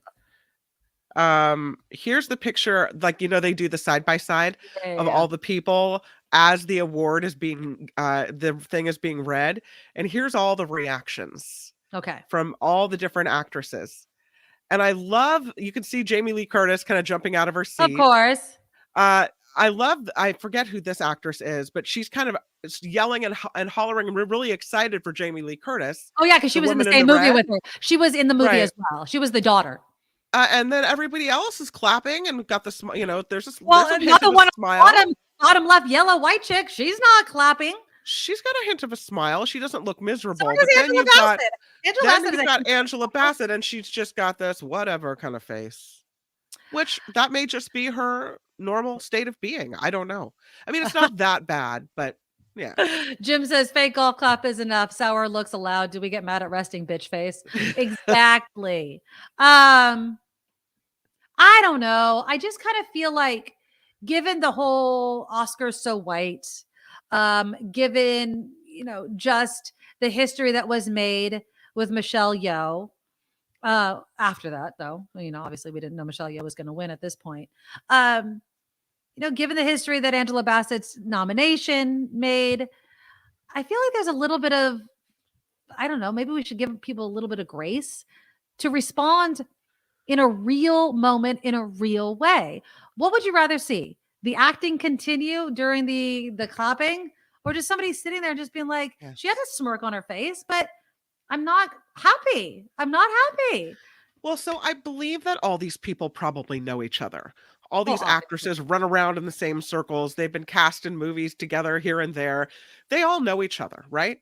And so it would be like if you and I were up for the same award for Anchor of the Year or the same job or whatever, and you got it. Would I feel sad for myself that I didn't get it? Yes. Would I feel happy that you did get it? Yes. Absolutely, I'll clap for you. I'll always have that good sportsmanship where I'm happy for a friend or happy for a colleague that they achieved their success, even though it means that I didn't at that moment in time. It doesn't mean that I never will. It just means that I didn't right then. So I think it's fine to be happy for people. And I disagree with the whole Oscars so white thing is fine. And I agree that we should celebrate all films and make an effort toward diversity. But I also think that the Oscar should go to the person who deserves it. And in this particular case, the person they voted for is a white lady. So don't take that moment away from her just because of the color of her skin either. Oh, absolutely. And I loved Jamie Lee Curtis in that movie. Yeah. I loved that movie. And truth be told, I have still not seen the latest Black Panther. So, I'm not trying to knock Angela Bassett's performance. I do think that she's an amazing actress. I do. I think she has such a good job. Yeah. I do think that she's never received an Oscar, right? No, So I don't think she's so. ever gotten an Oscar. I think that it's coming, as long, obviously, if she keeps acting in great movies. But I don't know. I kind of feel it's also unfair to criticize someone for having a very genuine reaction. And let's bring it back to youth sports, Kim, because you mentioned it. There's kids that walk off the field and cry after they've lost a game, and then their coach says, "Okay, now turn around and do the high fives and good game," and they do. But it doesn't take away the face or the feeling or the emotion, and it's okay to feel those things as well. But It was they're a big learning. deal. They're Yeah. learning. They're learning still. Angela Bassett should be beyond that by now. Yeah. Well. And maybe like I not. said, I don't think her face was that bad. I don't think her reaction was, I think sometimes we tend to make a big deal out of nothing because we're like, we're looking for here's the drama at the Oscars. I don't think it was that bad. But, should she have maybe thrown a few claps together and a little upturn of his lips? Yes. Okay. Yes. All right. Well, I still think she kind of smirked, but whatever. Not enough. Not enough for the American public, I see. Okay. One more final story. And this was, if you watched, you probably heard the joke that Jimmy Kimmel made after Brendan Fraser and Kiwi Kwan had won the Oscars. And he had kind of made this joke. Hold on, I want to make sure. He says, 2 actors from Encino Man are nominated for Oscars. What an incredible night this must be for the 2 of you. And what a difficult night it must be for Pauly Shore. Now, Pauly Shore, of course, was in the movie with Brendan Fraser and Kiwi Kwan. Yeah. And hold on, I have the pictures here. Okay, so here's Kwan and Brendan Fraser. You'll see Pauly Shore and Sean Astin actually in the background. Yeah. I loved Encino Man. That's such a good movie. It really was. I loved it. I thought it was so cute. It's a classic. Yeah. It's a classic. Here he is again. The old Pauly Shore, who started as an MTV VJ, by the way. Yeah. But he was coming out because obviously it was a joke made at his expense. And he gave an interview to Page 6. And he says, we love to hate people when they're on top. People wanted to smash me down, and they did. I was always nice to everyone, always cool. I put my heart into all my films. You're buying and selling a human being, he said, of working in the entertainment industry. Human beings have feelings. It's not like selling real estate. And I wanted to bring this story up also because of what happened to Angela Bassett, that we're dealing with human beings, human emotions.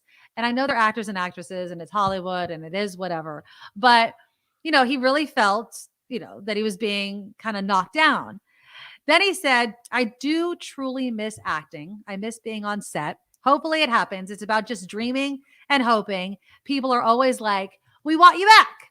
Apparently, he also did talk to Quan, a few months ago. He spoke to Fraser about 5 years ago.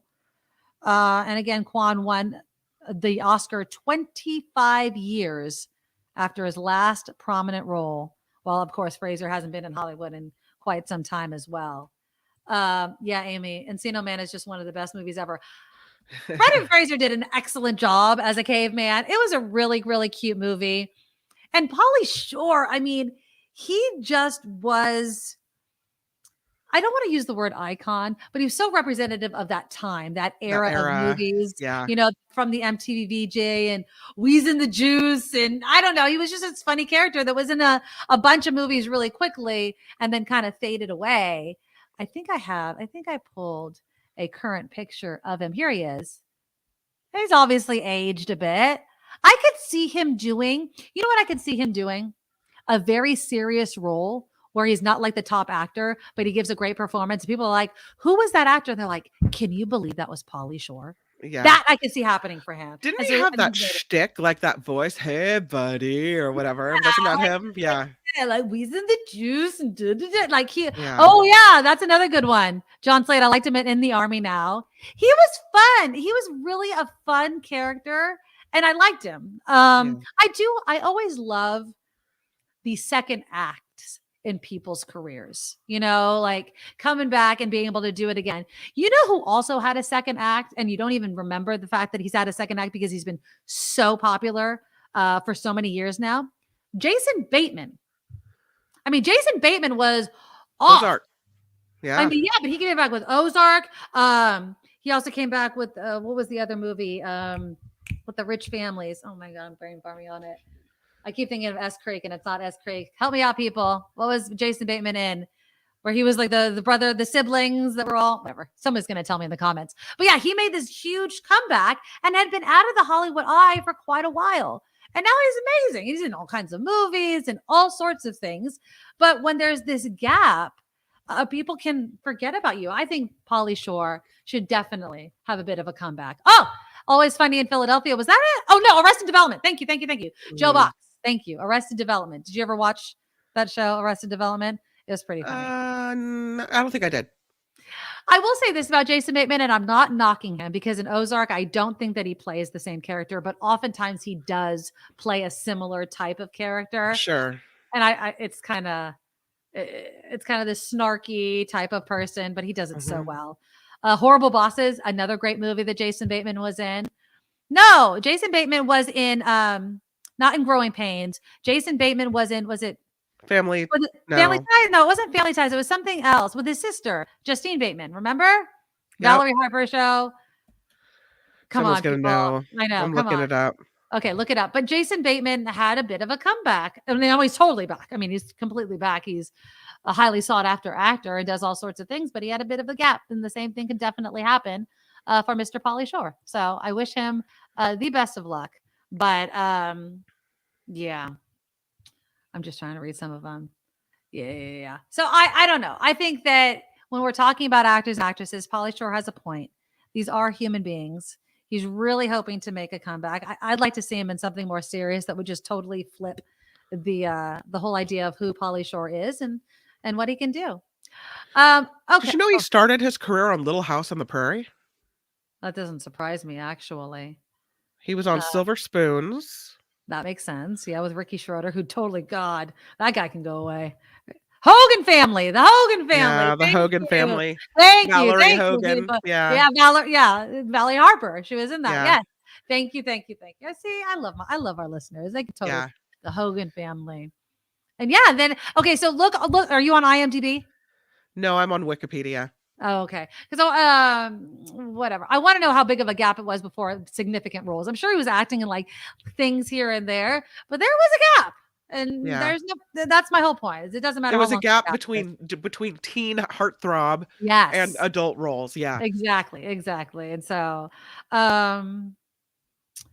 all right. Do you have some headlines? I know that we're Sure. kind of I okay. absolutely Let's do. do a little bit of news, and then I have a fun little flying story to do. It has to do with flying and science and human behavior, and we'll wrap up our show with that. But first, here's Kim with some headlines. Now, from around the world to up your street, the Nikki Medoro Show presents News Czar Kim McAllister. And this report sponsored by tax attorney Steve Moskowitz at 888 Tax Deal. Russian jets, as we've been talking about, forced down a U.S. drone flying in international airspace this morning. Now, a little bit of fallout.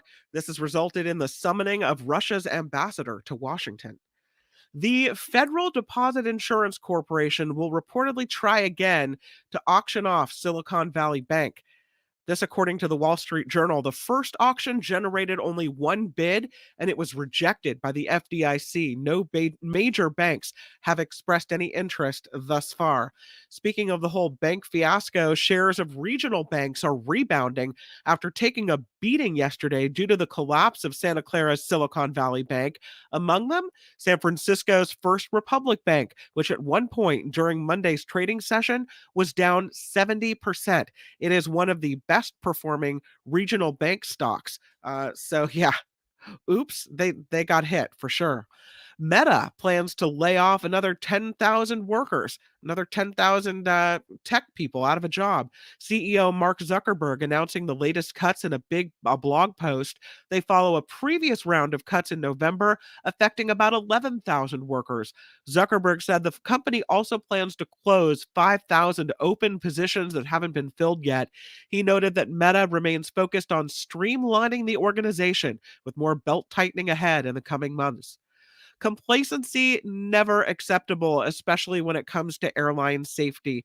That is the word from acting FAA administrator who delivered the FAA administrator who delivered remarks while speaking to NBC News ahead of a safety summit that is happening tomorrow. He said the agency's safety record is incredible, but recent high-profile near misses gave them a chance to ask some questions. And the so-called Tiger King is running for president. What? It's true.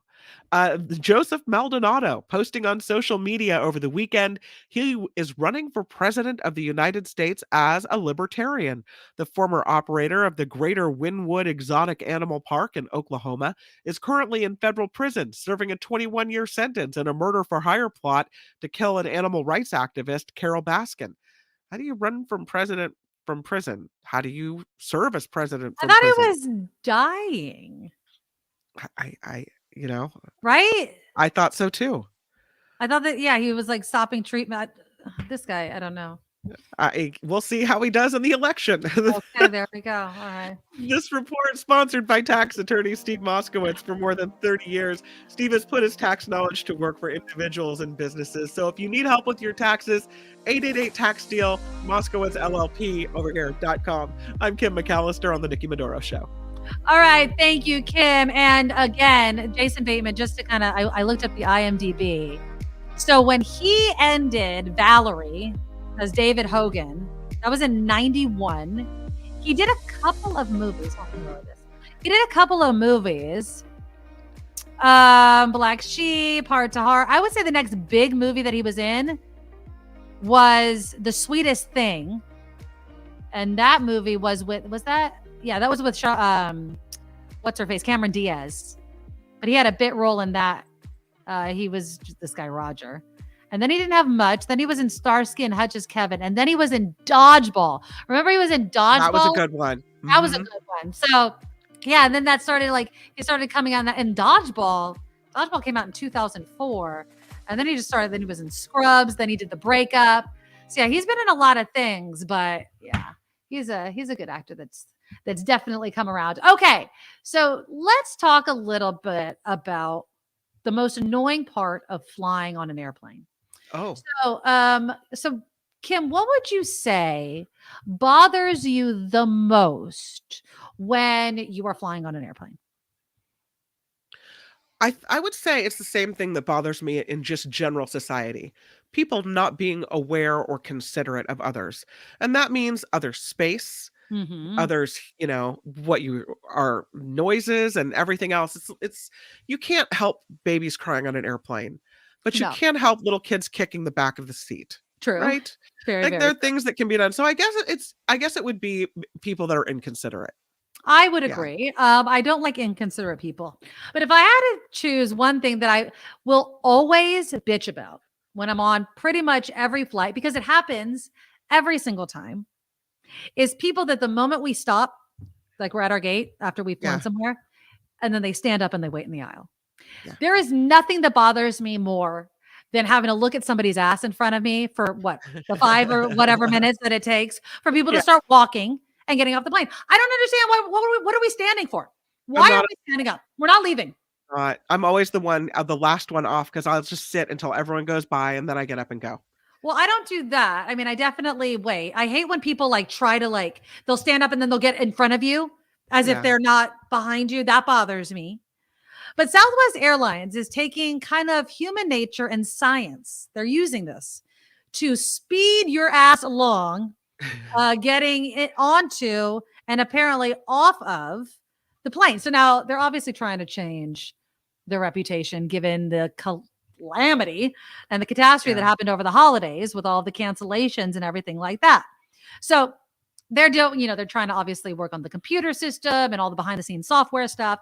But this other thing that they're doing has to do with music. So in order to get people to kind of move it along, they have installed Bluetooth speakers in the jet bridge, as you're trying to get on or get off as you're waiting there. Sure. So apparently they're going to play disco, electronic dance music, hip hop, kids music during boarding and deplaning. You can dance in the aisles? Well, they say that listening to music at a high beats per minute rate is scientifically proven to get people moving faster and Oh. more efficiently. The speakers will also allow the airline to make announcements telling passengers, about overhead bin space or Sure. whether there's only certain seats still available. My only concern is, what if you hate the music? I would hate to be stuck in a tunnel listening to if I'm really not in the mood I for it. probably just got off a long flight and I just woke up. Right. And then you want to thump me with dance beat music? Right. With electronica? Probably not. Yeah. Yeah. And it's going to be upbeat, right? Because they want to Yeah. get you moving. I Uh-huh. mean, I would just want somebody to just hop on the intercom and be like, it doesn't matter if you stand up in the aisles, you're not getting off the freaking plane any faster. Do not Uh-huh. do that. I can't. I just nothing bothers me more. I don't even mind if people clap when we land. Sometimes I Right. clap because I'm like, that was kind of a rough landing and we Yeah. got it here safely. Eric says children's music. They're choosing music specifically designed to get people off there as fast as possible. Perhaps. I mean, they could play Hey, Barney or something. maybe they want more time to clean the plane. The faster we get off, the quicker turnaround, right? The quicker they Right. can, I don't know. Yeah, Jim says stand up to get off the plane faster to get to the next transfer.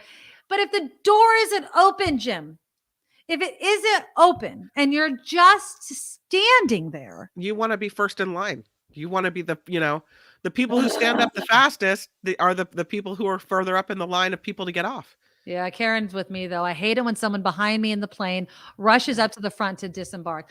Look, I would rather, honestly, and I wouldn't even mind. I honestly wouldn't mind. But if there was, let's say, a person or a family that's like, I'm about to miss, stand up, explain your situation to me, and I'd probably not mind if you run up the aisle to the front. Right. But don't just do it and then mosey your ass to the freaking, the baggage claim simply because you just hate waiting in line. No. Right. Don't be. It's just rude. And again, I don't want to look at somebody's butt the whole time. Absolutely not. Yeah. Oh, I didn't know this, Karen. It's like using bright colors in a restaurant. It gets people out fast. I didn't know that either. Huh. That either. I know putting the check on my table helps me move fast. Bring that out as quickly as possible. I would definitely want to do that. Here's some things that annoy Joe Box. I Oh, love this. uncontrolled children. Go ahead. Read it to People me. that don't let me have both armrests when I have the middle seat. Good point. People with carry-on bags when the plane is 90% loaded and the bins are closed. Yeah. Yeah. I mean, they don't know until they're on it that all the bins are closed, so it's not their fault. The armrest argument, I completely agree. If you are stuck in the middle, you get both. You get both because everybody already has one. I get both because I have to sit next to both of you. Like the person on the aisle leans towards the aisle, the person next to the window leans towards the window, and the person in the middle just leans back and enjoys both armrests. And that is facts. There is no argument. There is no other way of divvying up the armrests. That is the only way. Oh, Yoga says, I only do it if I have to pee really bad. Yeah, still not an excuse. People taking off shoes? Women painting their nails. You can't actually paint your nails on an airline. And the only reason I know this is because a woman next to me on one of my last flights tried to. And the flight attendant comes by and they're like, ma'am, you can't do that. And she's like, why? And like, it smells like you're, and it does. You don't realize how much it smells until you open up nail polish remover or nail polish inside a tin can floating and flying through space. So no, absolutely not. Yeah, you can't do that.